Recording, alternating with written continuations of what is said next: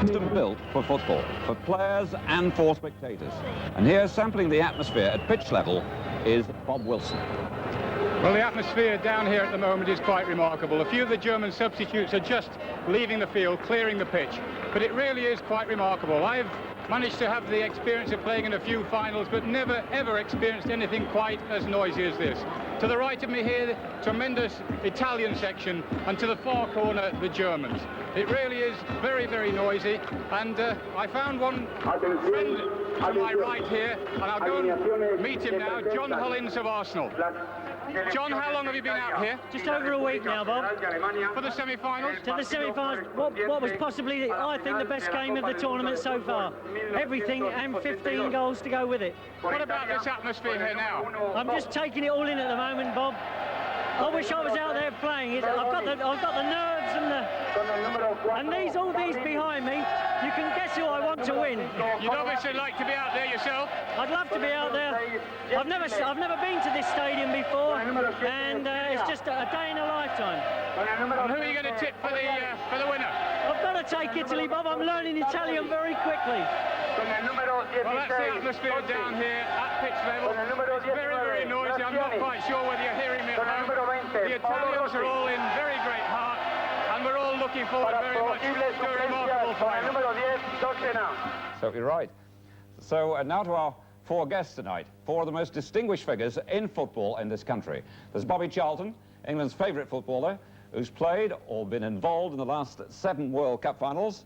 And there's Laurie McMenemy of Southampton, one of our most popular managers, who's so often been mentioned, of course, for the England job. And there's Bobby Robson, who's been mentioned even more often, and is now the new England manager, and Jimmy Hill, who's had such a major influence on football as a player, manager, director, and broadcaster. But we'll start with Bobby Charlton here in the studio. Now, Bobby, as a striker yourself, enjoying seeing strikers play, we've got Rummenigge back after injury and so important to West Germany, and we've got Rossi back after suspension. He's had prison problems over bribery, but back scoring goals. They're both joint leading goal scorers at 5 goals each, and both could have a major influence. Yeah, well, they will have a major influence simply because of that they're tremendous strikers. Karl-Heinz Rummenigge, when he came on in the semi-final against France, before he even touched the ball, you could sense the influence that he had on the rest of the players. Suddenly, they all felt as though there was strength in the team, which had been missing before, and he just kept picking up balls, going at players, and the rest of them just followed suit. Now, Paolo Rossi, when they started the competition early on in Gijon, were struggling badly and needed someone just to light the spark. And his goals against Brazil really were what it was all about. And yeah, they are the two major influences. And the winner tonight will probably be on the winning side. I was quite sure of that. Bobby Robson, Bob, do you feel that the fact that they've chosen a defender, Bergomi, to take the place of Antonioni, a midfield player, is significant in the Italian lineup? Bobby Robson. Did you hear that, Bob? Sorry, I didn't hear that, no. You said, well, we'll try again then. I can't hear a thing. I know you've got a hell of a noise behind you. Can you hear me at all? Was picked as a defender for midfield. Well, I think that's a question of injury, David. I mean, I don't think for one moment that the Italian manager has selected that particular player for today. Other than that, I mean, he obviously wanted to play Antonagoni, or whatever his name is, because he's the one, I think, who can stimulate a bit of their forward play, which obviously has put Italian football in the final. Because Bobby, perhaps Jimmy can you hear me now, okay? I can hear you now, yeah, yes. Good. The team news is actually Antonio doesn't play. That's Antonioni right. doesn't play. That's and right, he's chosen the man who's been taking the place of Gentili in defence, Bergomi, to take his place, which suggests he's going to play in a defensive manner. Well, I mean, this is the one thought in my mind, David. I mean, having played so well to get here in the first place, I was wondering whether the Italians would, in fact, lose their nerve a little bit and change their style. I mean, they get to certain situations, don't they, at this sort of level, when then, you know, they feel as though they've got to go back to their defensive football, you know, which they're so familiar at. It'll be a shame. I just hope that the Italians don't lose the nerve in this marvellous situation which is presented here today, and that they play today and make it the match that everybody's hoping to. Of course, they've got the footballing ability, haven't they? Now, Jimmy Hill, it does seem significant, Jim, that this change has been made. I mean, we know Antonioni can't play, he's not fit, he's got several stitches in the instep, but it is a defensive move. Yes, it is, but they never really have attacked with all that many players. I mean, their strength has been that they've been able to create attacks with Rossi Graziani, who is playing incidentally, despite the fact that he was carried off on a stretcher, very severely wounded, of course, the other day, and Conti. They don't very often push many more men up than that, and as soon as they do, they get them back very quickly. So I don't think it will stop the kind of raids that the Italians have been doing, but it does suggest that they don't intend to give any goals away to the Germans either. Thanks, Jim. Well, we want to release you two to go down to the commentary box, but I'd like a quick line from both of you. Bobby Robson first, Italy or West Germany, Bobby? No, I've seen a lot of West Germany. I've followed them throughout the tournament. I'm going to stick with them. I like their durability, and that's the team for me. Jimmy?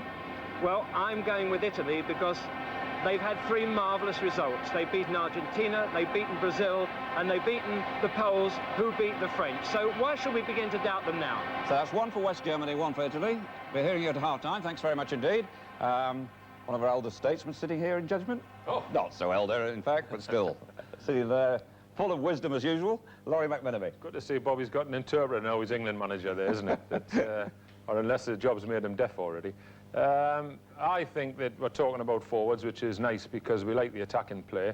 We've also got to mention, I think, the 2 goalkeepers, David, because Dino Zoff's been tremendous, hasn't he? 40-year-old, captain of the team, and he's even been settling them down back in the hotel because of the problems with the press.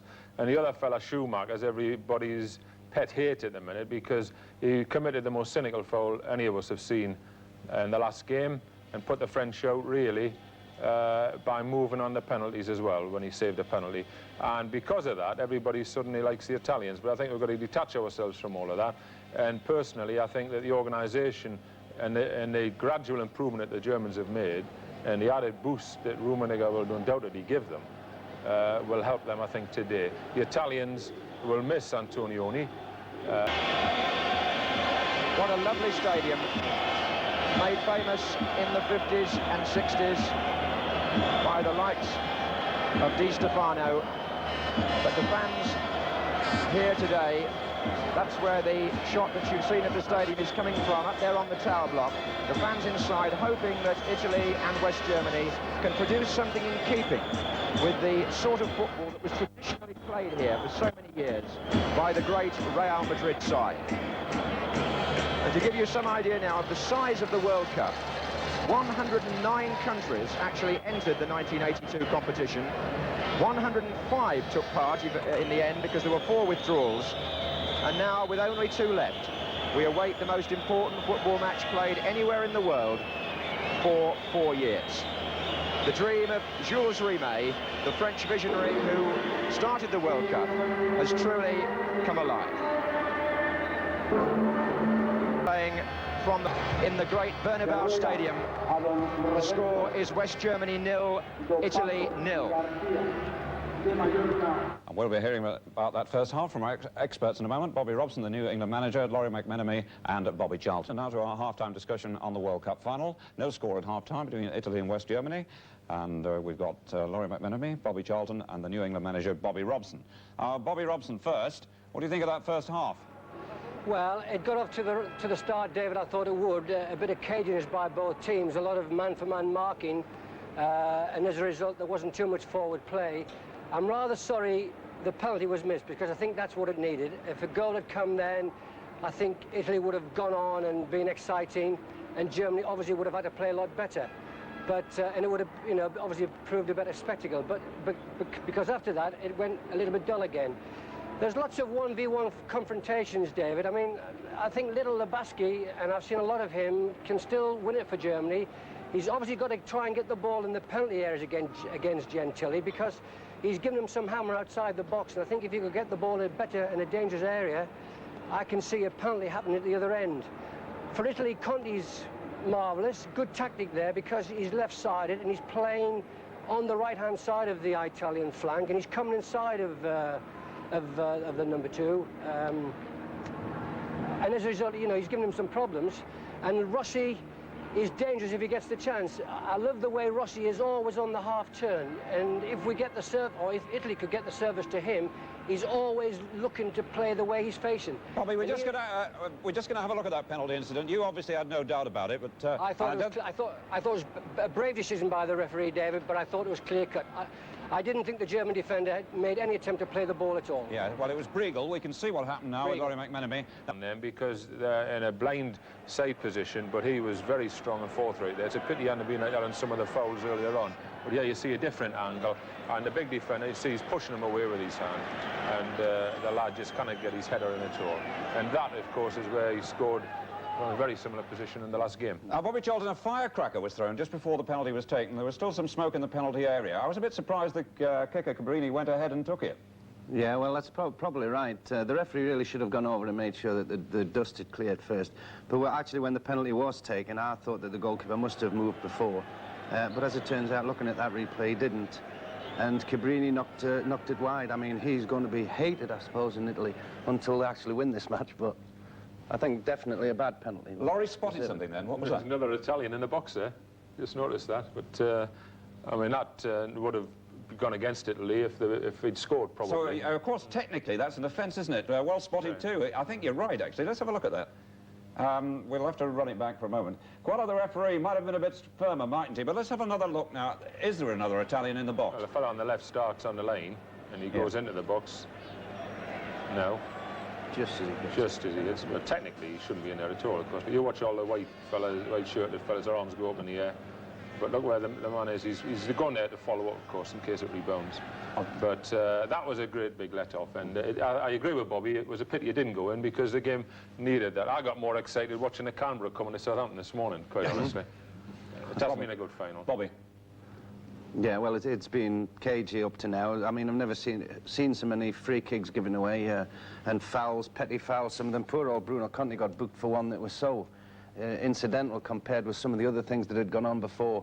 I'll tell you what, Bobby. Bobby Robson made the point as well, and during the first half, you've been enthusing here in the studio about the skills of Conti. Let's just enjoy them with your appreciation. All-round awareness. Another incident here, Paul Briegel again, actually. Beautiful piece of skill. Knocks it with his left foot and then crosses it with his right foot. I mean, has a minimum of effort there. Absolutely superb. Actually, Laurie spotted him the other day, and he's been raving about him ever since. Bobby Robson's reinforced that point as well. And just, Bobby Robson, you've obviously enjoyed Conti, but it did seem to us in the studio that the Conti booking, by comparison with some of the things that had happened earlier, was a bit of a joke. Oh, absolutely. That was minor compared to what has gone on. I mean, Gentili is knocking everybody over. He's done a man-for-man marking job on Lebasky. He sorted out Breitner in midfield and slowed him down for about 20 minutes. And actually, in fact, he might just, if he can shake off the knock, and it looks as though he has, he might do a bit for German football because he can run with the ball and he can run through the heart of that Italian midfield, and this is what's got to happen. Germany have got to get the extra man in because the sweeper system at the back with Italy is causing the German attack lots of problems. They're not getting anything free. Rummenigge's having a poor match. He's played wide for a period of time. He's wasted on the wing as far as I'm concerned because he doesn't cross balls and he can't go past people. He has this little bit of an injury and it looks as though he's struggling there with I'll tell you what, Bobby, you've thrown up 2 points there we can illustrate. There's the Conti booking, which Laurie wants to talk about, and you also mentioned Fisher and Gentili, and of course Fisher got his own back in a moment, but we'll see first the Conti booking. Conti is over here in a defensive position at the minute on the right-hand side, and he goes, I don't think it's too cynical, lad. I think his timing was off, and he's a very enthusiastic lad. If you watch him, he gets on with the game. He wants to take the free kicks very, very quickly, and here the referee's already blown, and he surprised everybody, I think, by getting the yellow card out then. Now, having seen that, let's have a look at that Fisher-Gentili clash. Now, Gentili does put himself about a bit, and Fisher had had enough, hadn't he? But nevertheless, this incident was interesting, wasn't it? Yes, the ball just falling between the two of them. Gentili goes to play it, and Fisher just leaves his left foot there. Now, that was a bad foul. I mean, if it was Gentili that was doing it, we'd have been asking for him to be strung up. I wonder if a British referee would have been better for this final. Actually, Bobby Robson, there is a point here. This is the first South American to referee a World Cup final, and he's got 2 European teams to deal with. Do you support the idea he's having problems out there? Yes, I do. I don't think he knows what represents a bad foul and what isn't. And he took Conte's name, and if he's going to be consistent, there should be about 8 bookings in here, and everybody here in the second half would have had a chance of being sent off. So he's lost a little bit of control in that situation. Bobby, can I ask Bob, do you think if Rummenigge isn't playing as well this time, that he might go off and Rubesch might come on? Do you think he might make a good difference there? Well, he should try that, or he should do with Rummenigge what he did after Germany had lost to Algeria, where he played Rummenigge from midfield in the middle alongside Breitner, you know, 30 yards back, coming on to stuff. Now, he looked a far better player in that position when I saw him up in Gijón and Oviedo. That's when he started scoring the goals then, that's wasn't it? Right, and he got a hat-trick against Chile in that position. Now, he's an absolute... I mean, he's wasting his match out here at outside right, because I would think he's never played there in his career anyway. He's not where the bullets are. I mean, he's out of the dangerous area, and he's a prolific goal scorer. And when he's settled out in an isolated position in the wing, I mean, you've lost all his strength. Yeah. So I would think they've either got to play him in a better position, or they take him off and they bring on Rubesch. Bobby, is Breitner being man-to-man marked? We can see only little on there. Yes, he is. Tardelli is trying to dig into him. I think that battle there is just being won by Breitner a little bit. Breitner seems to be giving a bit more support to the German forward player than Tardelli, and I think that might be just one of the key battles of the afternoon in the second half. I think Tardelli is tiring a bit more than Breitner, and Breitner's a very strong lad, and he's got a bit of pace through the heart of that defence with the ball, and I think you know, if he gets a sign and a show of things, he will create the extra man, I think, which the Germans need. There's one quick comment I'd like from any one of the three of you. It does seem to me that Altobelli coming on in place of Graziani has made a big difference. Altobelli's contribution has been minimal, and Graziani is so important. Yes, I think Italy have had 2 tremendous blows, David and Mesa. I mean, the penalty obviously is a blow, and I think losing Graziani after 7 minutes was a terrible blow. And with Antigone not playing in the match anyway, it looks as though the cup is written on the name of Germany. I mean, everything's going their way. You're obviously staying with them. Thanks very much indeed, Bob, for joining us, because I know you want to get down that ladder. Parachute on. Laurie says you need a parachute, don't you? Yeah, that's right.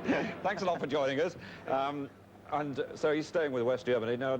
Laurie. Well, I started with them, but I mean, I'm not trying to pretend I knew any more than anybody else, because I think it could have gone either way, but the organisation and the experience of certain players like Breitner is shining through, and Stieliger. And the only doubt I had about the Germans, really, I mean, I'm not saying they've won it yet, they haven't, of course, but the Foster brothers, who are fairly new and untried, there could be a Norman there. The last time 2 brothers played in a World Cup final was 1966. I can't remember the names, but they did pick up a medal, and it could well be that happens today. Yeah. Well, I'd take Bobby's point of Rummenigge coming in and joining in midfield with Breitner. When they did this against France, they completely took over the rest of the match. And if Rubesch comes on, he's the type of person, really, that wouldn't be intimidated by your Gentilis or your Skirias. And there could be a problem for Italy there. Graziani is one of the players that I always class as very English in his type. He always very mobile, gets around up front, takes a lot of the workload so that people like Rossi can find a little bit of space. The replacement, Altobelli, hasn't done this at all, and I think the signs are not good for Italy, especially after missing a penalty, when I would think at half-time, when they've got 10 minutes to think about it, they'll probably be the worse for wear afterwards. But they're still a very, very confident side, and with little Bruno, I would never discount them, because he is a terrific worker. He's got tremendous skill and vision, and if there is a chance going round about the 18-yard box, he'll make the most of it without question. If you made the changes on the German side you've suggested, who would you take off? I mean, Fischer's not playing badly, but Barsi's causing trouble. Well, probably Rummenigge won't want to come off, and he's a very strong character. But he won't come off, I don't think. No. Rummenigge won't come off. I mean, he made it quite clear before the match that he intended to play for the whole 90 minutes.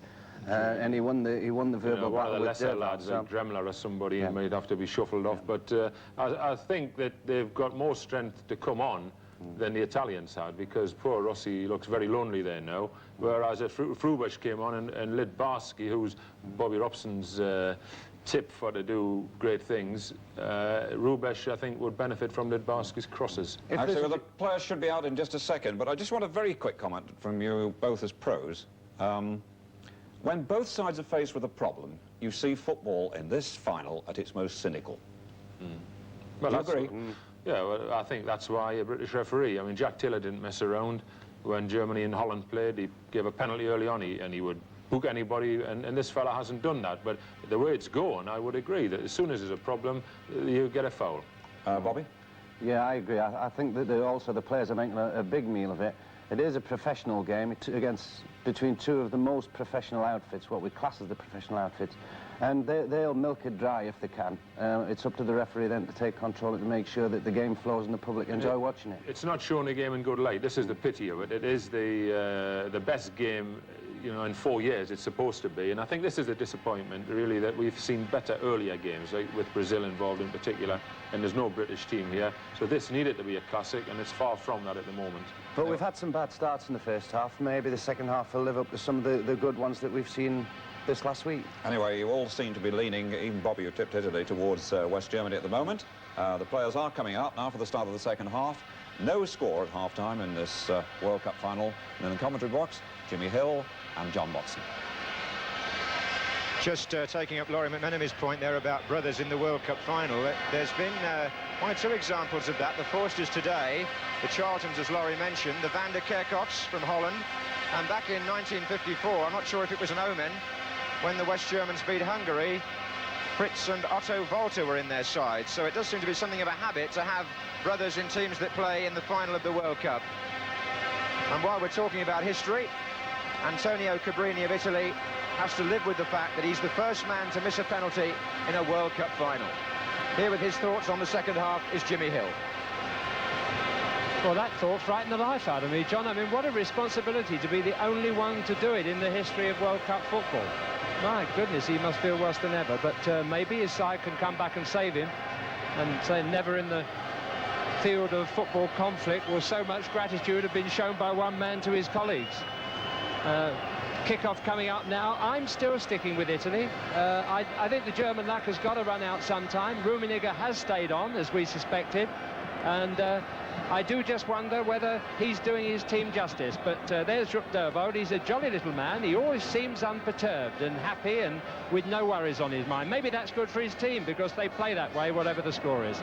But let's hope the second half is going to be so much better than the first. It could hardly be worse, I'm afraid.